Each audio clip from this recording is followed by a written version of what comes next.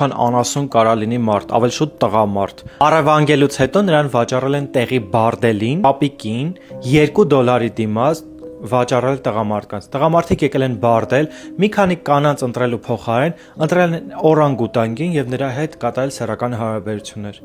Կապիկին հագցրել են կանանցի հագուստ ու մանկական բաժնից իհարկե կանանցի հագուստ նրան քսվացրել են հանել փողոց, որպեսզի տղամարդիկ տեսնեն, ոգևորվեն, ուրախանան եւ գան բարդել։ Տղամարդիկ եկել են բարդել տարբեր ծայրամասերից միայն հենց այդ կապիկին տեսնելու, նրա հետ սեռական ակտ ունենալու համար։ Կապիկին 2 օրը մեկ թրաշել են եւ քանի որ թրաշել են նրա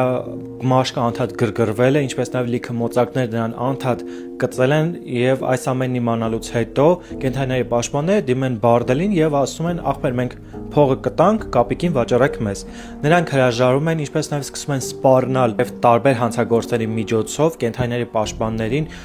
փորձում են ամեն կերպ վռնդել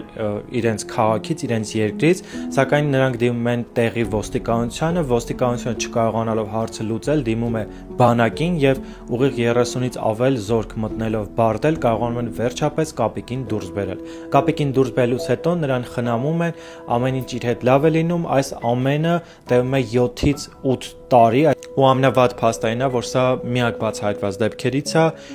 չկա որևէ դատ, ոչ մեկ բարդելին ոչ մի բան չի ասել, պետությունը ոչ մի դատ չի արել, այդ կազմակերպությունը դատ չի արել ու չգիտենք թե քանի կապիկ միջև է կամ սրանից հետո կլինեն իրենց բարդելու։